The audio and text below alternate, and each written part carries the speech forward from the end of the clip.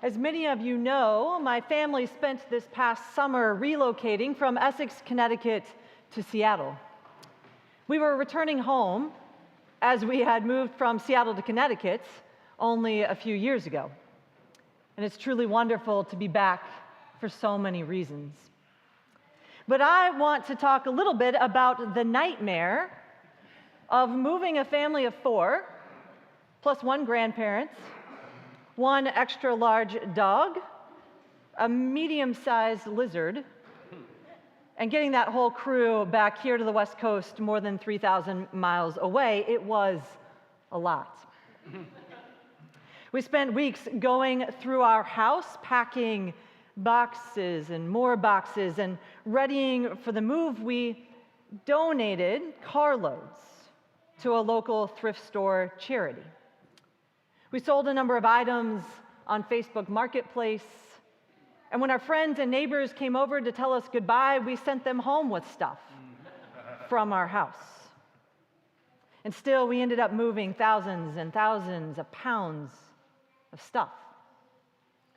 When the moving van pulled away that last day in Connecticut, I remember looking around our beautiful, empty house.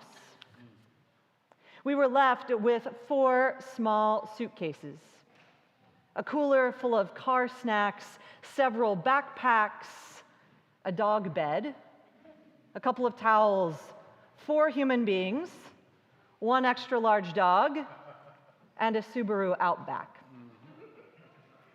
Despite all of the planning and preparation, the culling of our belongings and narrowing down the road trip items to the bare essentials, it still felt like so much stuff.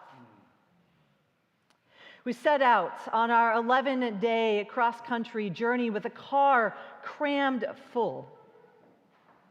The road trip was long and boring, hot, it was July, hot and crowded, at times stressful and occasionally joyful.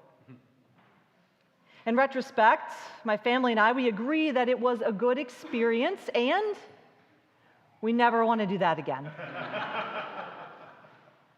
We also agree that for our dog, Molly Moon, it was the best 11 days of her life.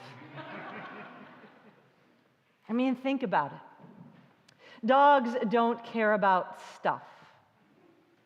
All they need is a little bit of dog food, some water, some love, and attention. Molly walked out of the only house she had ever known wearing only her collar with her name on it. And she ran out into the driveway and jumped in that car because her people were inside. And she repeated that over nearly 4,000 miles, day in and day out, happy as she could be because she had the people she loves with her. We can learn a lot from our pets. We can also learn a lot from St. Francis, whom we remember this day. Francis was born in the late 12th century in the Italian hill town of Assisi. He lived only 44 years, and yet he leaves behind this incredibly powerful legacy. Today's gospel reading from Luke, often referred to as the parable of the rich fool. The story is chosen specifically for the observation of the feast of St. Francis because of its theme: simplicity and detachment from materialism. Francis renounced the wealth of his family of origin and chose a life of poverty. Now, to be clear, in this sermon today, I am not saying that we should donate everything we have to the church and all begin sleeping out in the courtyard with our pets. That's not what I'm saying. But I am saying that perhaps we ought to reassess our relationship with material possessions, focusing on needs rather than wants, and finding joy in simplicity. Francis is most commonly remembered for his love of nature and animals. And that's why all of you are here with your animals here at our 11 a.m. service to be blessed. In observation of this feast, I brought my dog Molly. She's back there. And my family is also babysitting in the pews the Balducci's snake. Oh. You're welcome, Zach. So you might still be wondering why the church embraces Francis. Why do we go so far as to invite people to bring their pets to church on this day? And it's a good question. There are other saints that we don't commemorate in this way. We don't remember St. Simeon Stylites the Elder by imitating his unusual practice of sitting atop a very high pillar for months at a time. We don't imitate St. Catherine of Siena with severe fasting or eating only bitter herbs in addition to the communion wafer. But for some reason, we have an affinity for St. Francis and remember him annually.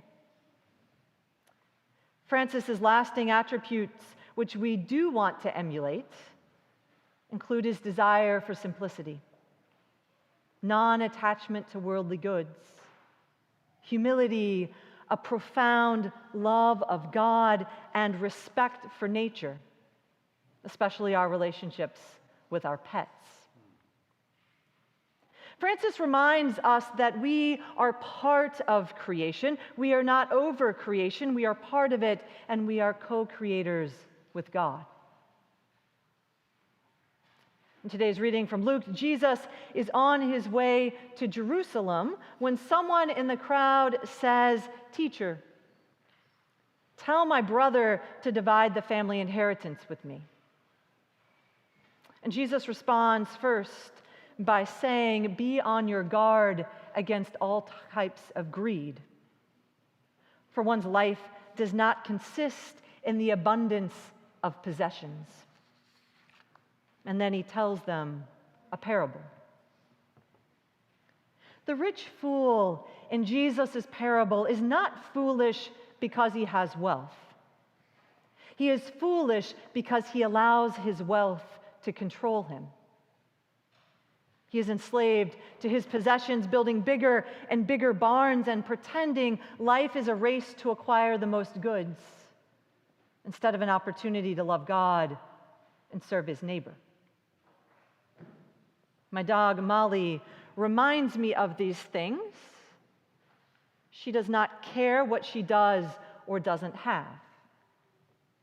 Molly Moon is my shadow at home or at work. She follows me around, bumping into the backs of my legs, lurking in doorways, watching what I'm doing, and often sleeping at my feet.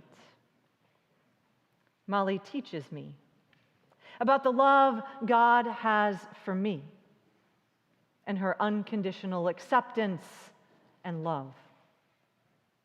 She loves me because I love her, and she absolutely does not care how much stuff we have or where we live. She just wants to be with her people. I imagine a lot of you have a similar relationship with your dog or cat, your gerbil or reptile. In the spirit of St. Francis, this day serves as a reminder that we should focus on the things that are eternal: love, compassion, generosity, and our relationship with God. So ask yourself this question: are my possessions owning me, or am I owning my possessions? If your possessions are owning you, driving your decisions, causing harm to the relationships in your life, or getting in the way of your relationship with God, perhaps it is time to let them go. As we reflect on the teachings of St. Francis and the parable of the rich fool, let us remember that our true wealth lies not in our possessions, but in our relationships with God, with each other, and with all of creation. like Molly Moon, who found joy simply in being with her loved ones during our cross-country move. I believe that we too can find contentment in simplicity and love. So this week I challenge you, each of you, to examine your relationship with your possessions. Are they serving you, or are you serving them? Let us strive to live more like St. Francis, embracing simplicity, showing compassion to all creatures, and focusing on what truly matters. In doing so, we may find ourselves not only lighter in possessions, but richer in spirit.